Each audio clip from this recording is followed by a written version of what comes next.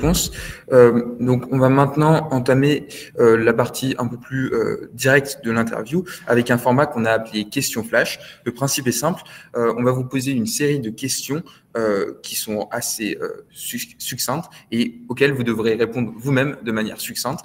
L'idée, c'est de répondre en une ou deux phrases pour qu'on ait rapidement vos opinions, qu'on les comprenne et qu'ensuite on puisse réagir dessus. Donc, je vais commencer à poser les questions. Première question. La question écologique peut-elle être résolue par la politique? Oui. Quel est le secteur le plus important dans la transition écologique? Tous.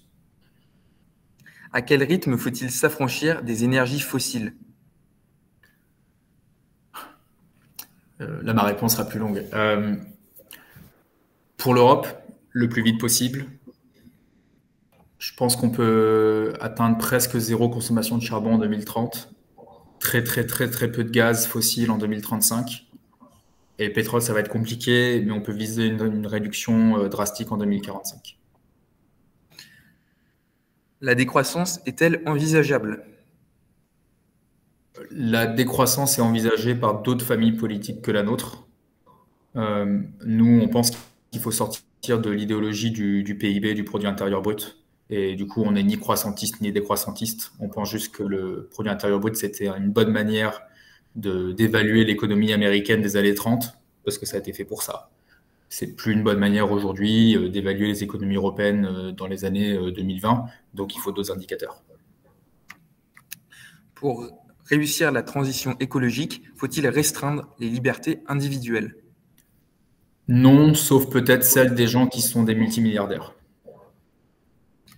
L'Union européenne est-elle le levier le plus puissant face aux enjeux écologiques? C'est un levier indispensable. Sans une Union européenne qui devient une puissance écologique, on ne sera pas capable de relever le défi écologique. L'Union européenne est-elle trop focalisée sur l'économie par rapport à l'écologie? En fait, je ne suis pas d'accord avec la question. Il n'y a pas d'économie sur une planète morte. Et il faut sortir de l'idée qu'il y a une opposition entre écologie et économie. C'était un peu vrai dans les années 80, quand les voitures électriques n'existaient pas, que les éoliennes et les panneaux solaires n'étaient absolument pas développés. Mais aujourd'hui, j'ai presque envie de dire que les gens qui sont sérieux sur l'économie devraient être sérieux sur l'écologie et vice-versa, parce que les deux sont enchevêtrés.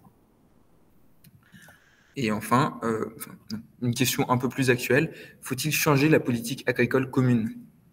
Oui, radicalement, profondément. Il faut la remplacer par une politique agricole et alimentaire commune, où on est capable de donner l'argent non pas à l'agro-business qui détruit notre planète, mais aux paysannes et aux paysans qui sont là pour nourrir le monde, tout en préservant notre climat, notre environnement, notre biodiversité et la qualité de notre eau.